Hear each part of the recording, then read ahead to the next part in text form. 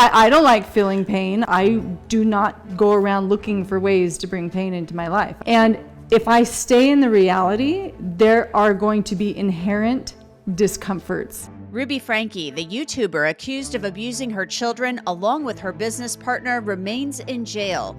How might she defend herself? One of O.J. Simpson's former lawyers is here to explain. Welcome to Law and Crime Sidebar podcast. I'm Angenette Levy. Ruby Franke faces 6 felony counts of child abuse involving her children. Her business partner and friend, therapist Jody Hildebrandt, faces the same charges.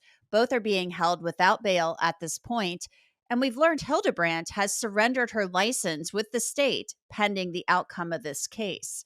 A spokesperson for the state of Utah said Hildebrandt surrendered her license through her lawyer. The alleged abuse came to light last month after one of Franke's children climbed out of a window at Hildebrandt's home in Utah and went to a neighbor for help. The boy had duct tape on his ankles and wrists and appeared malnourished.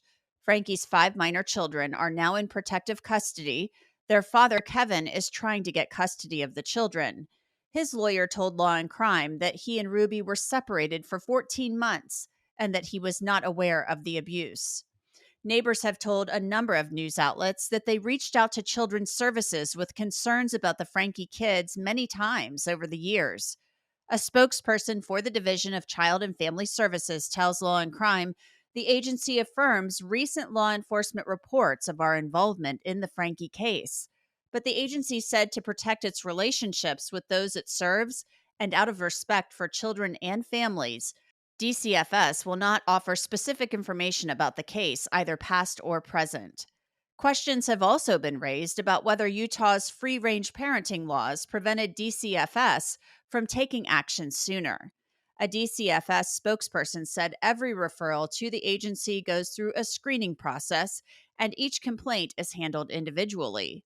A CPS investigation for non-supervision is open, the agency says, when the information reported includes a specific occurrence or allegation that a child is subjected to an unreasonable risk of accidental harm due to a failure to supervise a child's activities. The DCFS spokesperson says free-range parenting laws do not absolve parents from supervising their children, but allow them to teach children independence and resilience. What if your partner developed 21 new identities, or you discovered that your friend who helped you through your darkest times was actually a conniving con artist? Or what if you began seeing demons everywhere, inhabiting people, including your son? What would you do? From Wondery, This Is Actually Happening is a podcast that brings you extraordinary true stories of life-changing events told by the people who lived them.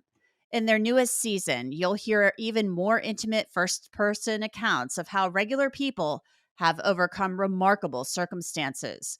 From the man who went to jail for 17 years for accidentally shooting the person who tried to save his life, to one of the close friends of infamous scam artist Amanda Riley. These haunting accounts sound like Hollywood movies, but I assure you, this is actually happening. Follow This Is Actually Happening on the Wondery app or wherever you get your podcasts, and you can listen to This Is Actually Happening ad-free on Wondery Plus.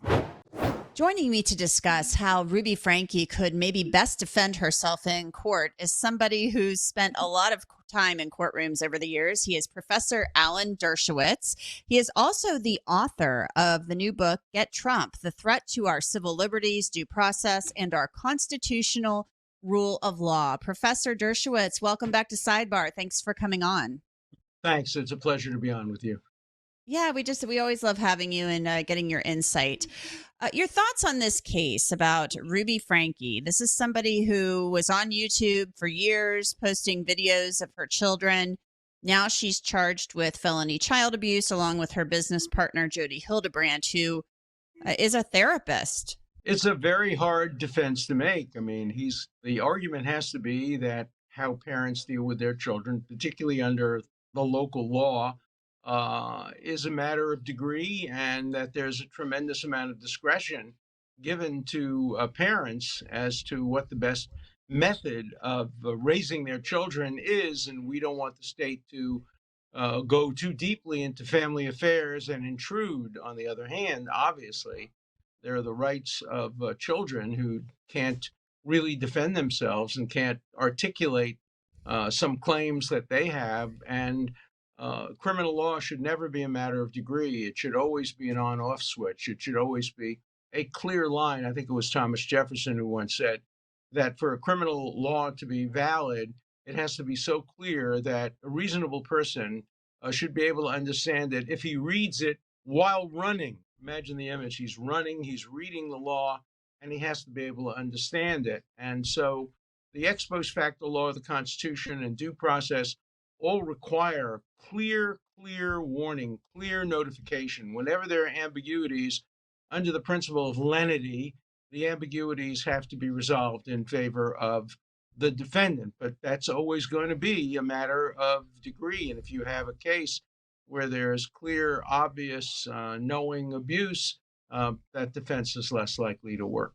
We have allegations here that a child, and maybe even two children, were duct taped at the ankles and wrists.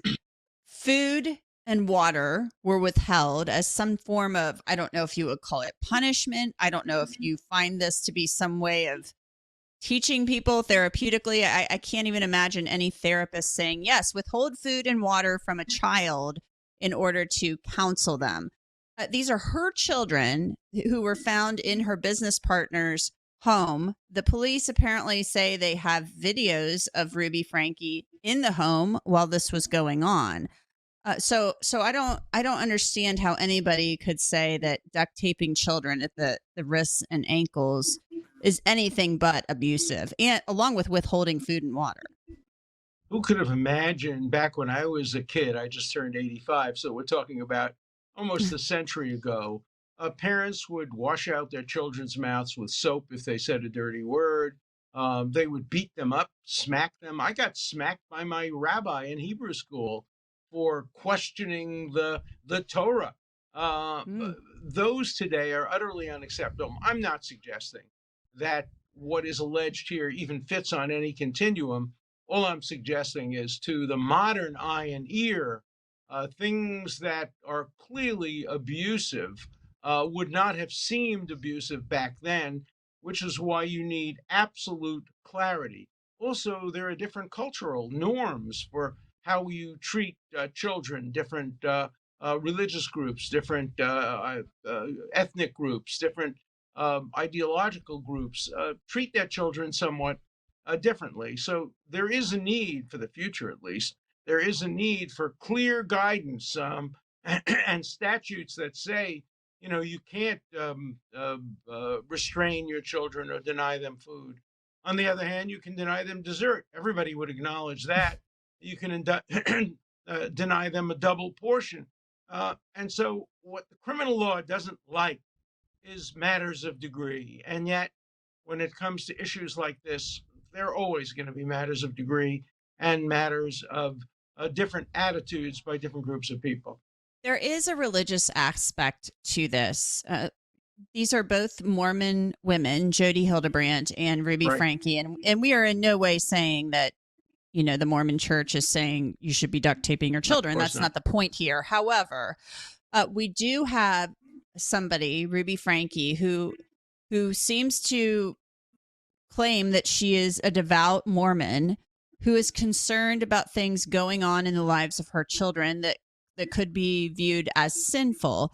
And possibly she goes to Jodi Hildebrandt for help because she's a licensed counselor. And the counselor says, well, this is what we need to do. This is what needs to be done to cure these ills, whatever they may be. We still don't know what the alleged transgressions were. So is it possible, her lawyer says, she was under the spell of this woman who claimed to be a therapist and was trying to do what was best for her children because she believed something was going on with them that was harmful? Look, this is a variation of advice of counsel defense. What she's claiming is advice of therapist defense or advice of religious leaders defense. Let's not forget how old the notion of spare the rod and spoil the child, or under the law of the Bible, if a child reaches a certain level of disobedience, the child could be stoned. That's in the Bible.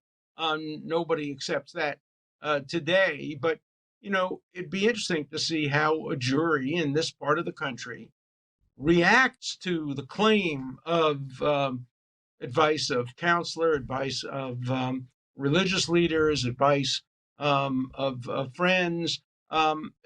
It's very likely the jury will find that, notwithstanding any of those defenses, this went too far.